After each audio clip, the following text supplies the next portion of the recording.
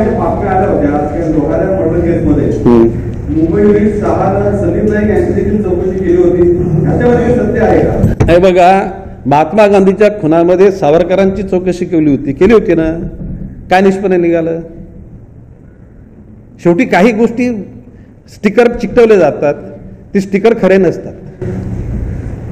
उद्धव ठाकरे पण या देशमुखांच्या प्रजासभेमध्ये तुमच्या विरोधात म्हटलं एकंदरीतला म्हणजे ही ज्या निवडणुकीमध्ये काढणार. हे बघा प्रश्न असा आहे, हिंदू धर्मामध्ये जाळला जातो, गाळला जात नाही. काय बोलतो मी? हिंदू धर्मामध्ये जाळला जातो, गाळला जात नाही. आणि हिंदू धर्माच्या ज्यांना म्हणजे खरोखर माहिती नसेल तर त्यांनी जरा म्हणजे आपल्या शब्दामध्ये फरक करावा. एक, राहता राहायला मी असं म्हणणार नाही की आम्ही त्यांना गाडू, कारण आमची संस्कृती नाही.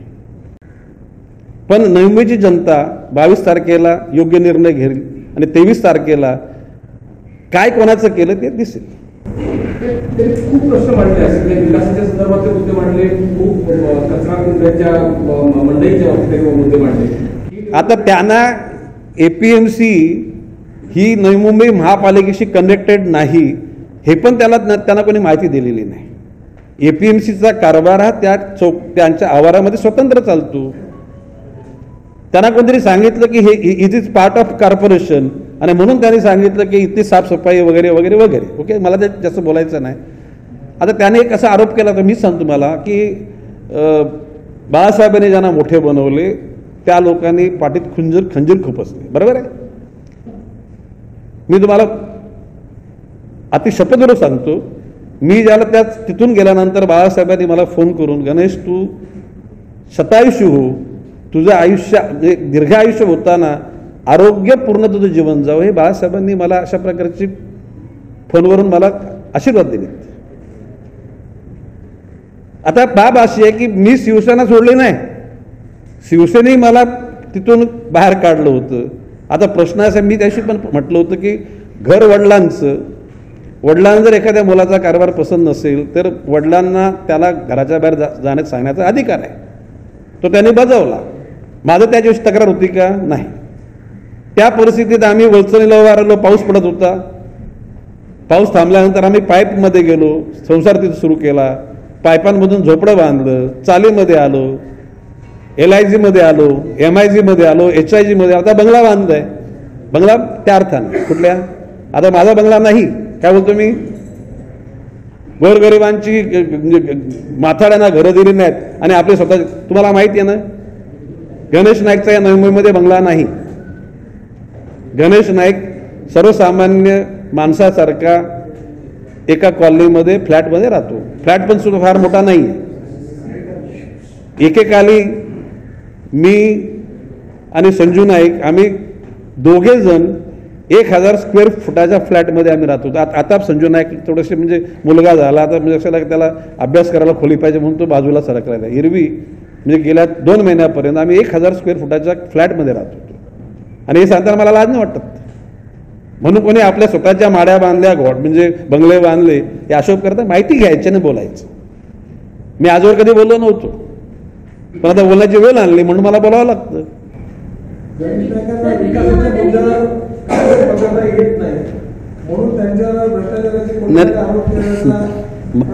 मनोजजी, मी विनम्रपणे म्हटलं होतं की नवी मुंबईच्या तुलनेनं मुंबई महापालिका, ठाणे महापालिका मिझरेबली फेल आहेत.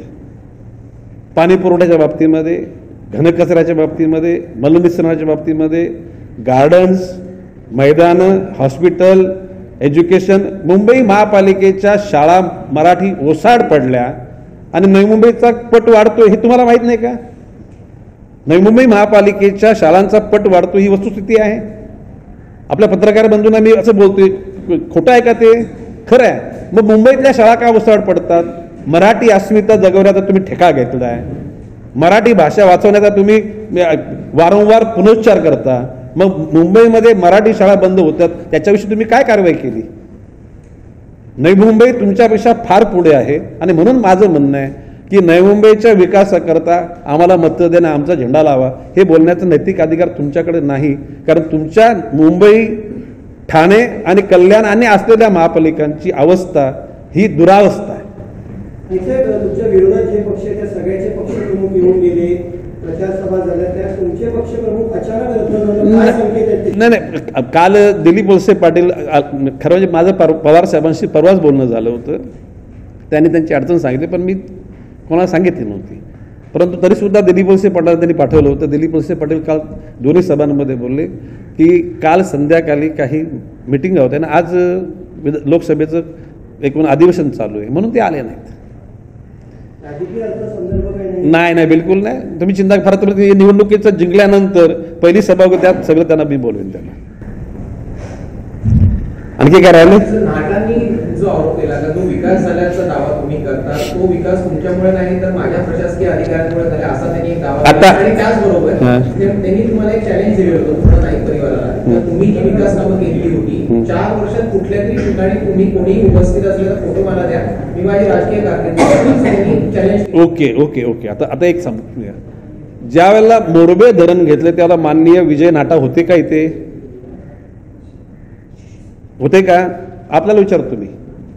ठाणे बेलापूर रस्त्याचं ज्याला निर्माण करण्याचा विचार केला तेव्हा नाटा होते. नवी मुंबई महापालिकेचं मुख्यालय बांधण्याचा विचार केला त्याला होते. ज्याला मननिसरणाच्या ह्या सीटेकच्या प्रणाली ज्याला सुरू करण्याचा निर्णय घेतला त्याला ते होते. प्रश्न असा आहे की उद्याला एखाद्या मुख्य सचिवानं सांगायचं की ह्या राज्याचा कारभार मी केला आणि या राज्याला मी प्रगतीपथावर नेलं, अशाच प्रकारचं आहे. जर का ते कबूल करत असेल की म्हणजे श्री नाटा की जर मुख्य सचिव यांना ते क्रेडिट जातं, ते देवेंद्र आता जे काय देवेंद्र फडणवीसाच्या कालखंडात त्यांना जात नाही असं कबूल केलं तर आमचं म्हणणं आम्ही बोलू की नाटानेच केलं. ओके. सर, लेकिन ये कहना चाहूंगे आपसे कि पिछली बार जो चुनावों में 5% मिस्टर 5% का जो नाम का उल्लेख, नाम लेकर बोलो, उसको बोलो. यू सुनिए, मेरा कहना है कि नेम द मैन, जिसने लिया उसका नाम बोलो, उसको भी जो भी इल्जाम करेगा उसको मैं कोर्ट पे खींचूंगा. Until and unless you doesn't have any proof, evidence, how you can elect on anybody? He fashion आहे ना आरोप करण्याची, ही फॅशनच घाणेरडी आहे. प्रश्न असा की आपल्याकडे काही कर्तृत्व नसेल, आपण काही केलं नसेल तर दुसऱ्यांना काहीतरी दाग लावण्याचा प्रयत्न करायचा आणि पेपरमध्ये छापून आणण्याचा हा धंदा आहे. ग्लास हाऊस माझं नव्हतं. ऐकून घ्या प्रश्न, ऐकून घ्या. मग मी तुम्हाला असं विनोदानेच म्हणेन की तो संतोष तांडेल हा माझा भाचा होता. ओके. नातेवाईकांनी केलेले सर्व गुन्हे जर आपल्या, आणि दुसरी गोष्ट अशी की मी आता तुमच्याशी खुल्यापणे बोलतो, संतोष तांडेलनी ते MMRDAच्या MMRDA नाही कुठं ती मेरिटाईम बोर्डाकडून ती रेती साठवण्याकरता घेतलेलं ती जागा, त्या ठिकाणी त्याचं ते ऑफिस होतं, वर्कशॉप होतं. भाचा म्हटल्यानंतर आम्ही पण तिथे जायचो. तो धंदा त्याच्याच नावावर आहे. कोणाच्या? जात होतो आम्ही. म्हणजे प्रश्न असा की आता एखाद्या घटकाने काय बांधलंय की त्याच्या मी रिसिप्टला विचारत बसायच्या का, हा तू काय अधिकार म्हणजे परवानगी घेतले नाही वगैरे तर तुझ्याकडे येतो, आम्ही असं बोलू शकत नाही. येस, संतोष तांडेला माझा नातेवाईक आहे, परंतु हा स्टिकर लावला जातो glass house belong to Ganesh Naik. Legally it is not correct to say. Okay. आणि काल परवा म्हणजे पक्षप्रमुख उद्धवजी ठाकरे बोलले की समुद्राच्या किनाऱ्याला त्या ठिकाणी जागा बळकवण्याचा. गणेश नाईकच्याकडे एवढ्या जागा आहेत ना, गणेश नाईकला कोणाची जागा यायची गरज नाही. आणि माझा दावा आहे ज्या ज्या ठिकाणी गणेश नाईकचा त्याचं मेजरमेंट घ्या, त्याच्या CC OC त्याचे टॅक्स भरलेत की नाही, त्याचे पाण्याची बिलं, इलेक्ट्रिकची बिलं, इन्कम टॅक्स, सेल टॅक्स, जे काय असं जितके टॅक्स आहेत भारताच्या एकूण कायद्यामध्ये ते सगळे टॅक्स आम्ही भरलेले आहेत. ओके. असा होता की या ग्लास हाऊसमुळे विरोधकांनी आपली खोटी केली, नाही केली. व्हाईट हाऊस जो आहे त्याच्यामुळे आपल्याला भेटा होत्या. ही आपली जी सत्ता केंद्र होती ती आता आपल्यासाठी विरोधक वापरत आहेत. नाही, हे बघा, व्हाईट हाऊस काय, उद्याला क्रिस्टल हाऊस काय आमच्या बाजूचं बांधलेलं आहे काय, आणि उद्याला मला वाटलं तर मी ग्लास हाऊस बांधेनच. ओके. ते तुम्ही कोणाची चिंता करायची गरज नाही. I am waiting for some time. बाब अशी आहे की गणेश नाईक ज्या स्वतःच्या नावावर ज्या का स्वतःचं नाव आहे ती कुठलीही मालमत्ता बेकायदेशीर कुठल्याही गोष्टीत नाही. म्हणजे MSCBची बिलं वेळीत भरली जातात, चुकून जर नसेल भरत तर पॅनल्टी सहित भरले जातात, म्हणजे त्या अकाउंटंटला कधी वेळ नसेल तर. परंतु अशा प्रकारच्या कुठल्याही गोष्टी प्रलंबित ठेवलेल्या आणि निवडणुकाच्या वेळेला तर प्रत्येक वेळेला भरायला लागतंच ना. आणि म्हणून मी विनम्रपणे सांगतोय, मी नुसत्या विरोधकांना नाही, सत्ताधाऱ्यांना म्हणजे आम्ही जे आता जे विरोधक पूर्वी सत्ताधारी कुठल्याही घटकावर पुरावा नसेल तर असं ॲझ्युमिंग करून आरोप करणं हे चुकीचं आहे, ना करू नये. प्रचाराच्या अंतिम क्षणाला आपण तुमच्या विरोधकांना काय आव्हान करणार आहात आणि जनतेला काय आव्हान करणार? नाही, मी मगाशी बोललोय की पक्षप्रमुख उद्धवजी ठाकरे किंवा आजकाल आपल्या थकल्या आपसामध्ये भांडून थकलेल्या म्हणजे सैनिकांना प्रोत्साहित करण्यासाठी आलेले देवेंद्र फडणवीसांच्या लोकांच्या सगळ्या त्या गोष्टी बघितल्यानंतर त्यांना माझं आव्हान आहे की पहिल्यांदा तुम्ही मुंबई, ठाणे, कल्याण, नवी मुंबईच्या दर्जाला आणा मी जे बोललेल्या बाबतीमध्ये, आणि मग इथे सत्ता घ्यायच्या भाषा करा. नवी मुंबईची जनता तुम्हाला सत्ता देणार नाही. त्यावेळेला विधानसभेला तो चुकून म्हणजे आता माझ्या गाफीलपणामुळे पराभव झाला, त्याचं काय एकदम म्हणजे एवढं काय म्हणजे भांडवल आणि अवडंबर माजवायची गरज नाही. आणि लोकसभेचा बोलाल तर लोकसभेमध्ये दगड धोंडे पण निवडून आले. इंदिरा गांधीच्या वेळेला तर ज्याचं नाव पण लोकांना माहीत असे खासदार आमदार झालेले होते, आणि राजीव गांधीच्या वेळेला 400हून अधिक खासदार निवडून आले होते एकता आय काँग्रेसची. म्हणजे त्या ठिकाणी फार आमची क्रेज आली असं कोणी समजायचं गरज नाही. हे वेव्स प्लस मायनस होत असतात. ही आज लाट आलेली, ही लाट कधी ना कधी ओसरेल. शिवसेनेचे असतील किंवा भाजपचे असतील, यांना आपण रसद पुरवतोय असं नाही, आता आमच्याच लोकांना रसद पुरवायला आमच्याकडे काही फंड्स नाहीत तर आम्ही दुसऱ्याला कसे रसद पुरवू? नाही, हे बघा प्रश्न असा आहे की आम्ही पूर्ण सगळ्या जागा लढवल्यात, त्या ठिकाणी कोणीतरी अपक्ष निवडून येणार आहे म्हणून त्याला आम्ही रसद पुरवणं म्हणजे आमच्या माणसाच्या विरुद्ध आम्ही काम करण्यासारखं आहे ना, ते आमच्याकडून होणार नाही. दादा आप साफ सुथरी राजनीति करते हैं, लेकिन आपने इस बार जितने लोगों को टिकट दिया उसमें 53% ऐसे लोग हैं जो आपराधिक छवि है, 40 लोगों के खिलाफ तकरीबन गंभीर मामले हैं, तो ये चीजें आप कब सुधारेंगे? नहीं सुनिए, हमारे इसमें किस पर कोई आपराधिक कुछ कलम लगाया मुझे तो मालूम नहीं है, लेकिन होंगे तो किसने आंदोलन किया होगा, किसी ने थोड़ा सा गैर बांधकाम किया होगा, लेकिन जिन पर ऐसे इल्जाम लगे कि जिसकी पूरी चर्चा अखबार में टीवी में हुई, ऐसे सब जिनके नाम की डंका पीटा गया वो सब उधर ही है ना.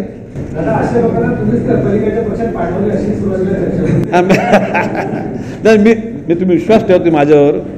मी आमच्या लोकांना स्पष्ट सांगितलं ज्याला कुठल्या पक्षात जात तुम्ही जा. तुम्हाला जर वाटत हा पक्ष सुरक्षित वाटत नाही किंवा गणेश नाईकचं नेतृत्व तुमचं राजकारण पुढे नेण्यासाठी अयोग्य वाटत असेल तर तुम्ही तुमची सोय करून घ्या.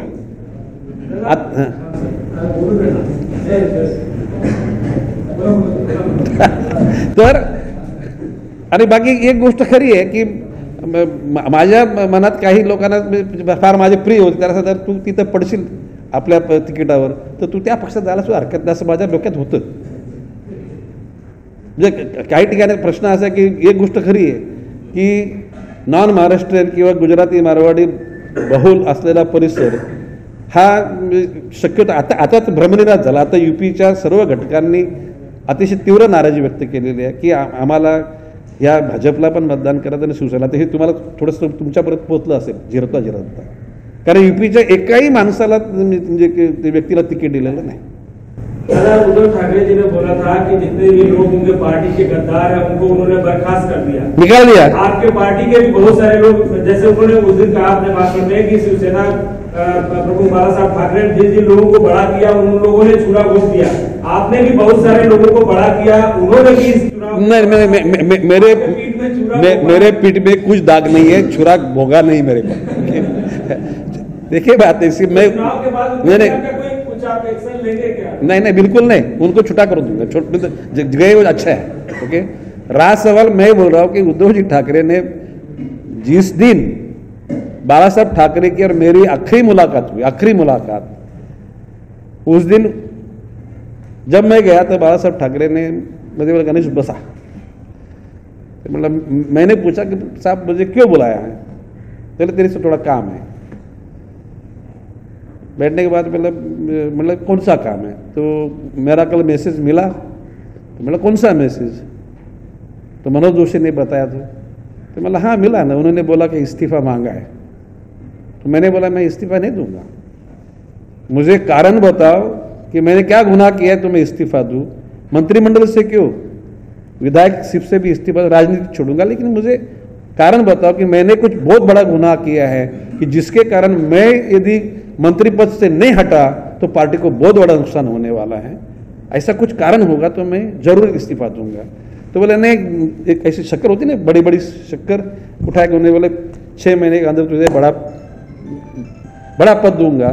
तो मेरा साहब देखिए, बड़ा पद की मुझे कोई जरूरत नहीं है, आप फिर से आपके विचार का फिर विचार करो कि मैंने उस टाइम में जो लफ्ज बोले कि मैं मेंटली फिट हूं, फिजिकली फिट हूं, मैं मेरे पे उस टाइम में न हाउस में एलिगेशन हुए थे न बाहर एलिगेशन हुए थे, मेरा कोई काम पेंडिंग नहीं था, very perfect thing we are going on. तो मतलब मैं ऐसा छुपे से इस्तीफा दूंगा तो लोगों के मन में ये भावना होगी कि गणेश नायक ने कुछ बहुत खराब चीज की है, इसलिए वो गुमसाम हो निकल गया। तो मतलब मैं नहीं निकल जाऊंगा, आप चाहे तो आप मुझे निकाल दो, पर घर आपका है, ये घर में किसको रखना नहीं रखना आपकी मर्जी। और उसके मुताबिक मुझे निकाला गया तो बाद में जिस संस्था के लिए वो संस्था रौनक में आ जाए, ऊंचाई पे जाए, इसके लिए हम लोगों ने भी रात दिन मेहनत की थी। और ऐसे चोर के जैसे हमें बाहर निकालेंगे तो वो संस्था से हम बाजू हट गए तो हमने छोरा खोपा, ऐसा बोलना उचित नहीं है। जैसा मैं बाहर निकला, उद्धव ठाकरे मुझे मिले, क्या बोले, तो मैंने जो आपको पहले दिन उनको मैंने बोला था कि भाई ऐसा ऐसा मनोज जोशी ने मुझे कहा कि भाई तुम्हारा इस्तीफा देना। मैं मनोज जोशी को मैंने बोल दिया था कि भाई नाम बोलो, तो बोलतो नाव तुम्हाला माहिती आहे, मला नाव माहित नाही, तुम्हाला जर नाव सांगायचं नसेल माझा राजीनामा मागायचा नाही। अजून मनोज जोशी आहेत त्यांना विचारत तुम्ही। तो मेरे उद्धव जी को बोला कि भाई मैंने बोल दिया, आपको बोला वैसा ही। तो वो क्या बोले, तो उन्होंने बोला 6 महीने के बाद मैं तुझे बड़ा पद दूंगा। तो मैं आपने क्या बोला, मैंने उनको कुछ नहीं बोला, आपको बोलता हूं मैं 6 महीना नहीं, 6 दिन के बाद में मुख्यमंत्री पद दूंगे ना, फिर भी मैं नहीं आऊंगा। जाके अभी उद्धव जी को बोलो, बाला साहब के रूम से हॉल में आया तो मैंने उनसे बात किया था, उनको पर्सनली बोला मैंने कि अभी शिवसेना में मेरी राजनीति खत्म हो गई, पर्सनल लाइफ में यदि गणेश नायक की कोई जरूरत पड़ी तो जरूर पुकारो, ये मैंने उनको कहा था। और आज तक उनके बारे में मैंने कभी गलत नहीं बोला था, पार्टी के बारे में नहीं बोला, शिवसेना प्रमुख के बारे में, उद्धव ठाकरे के बारे में कुछ बोला नहीं था। लेकिन जब हमें बोलेंगे गाड़ने के लिए आए हैं तो हम लोग के पेड़ है क्या?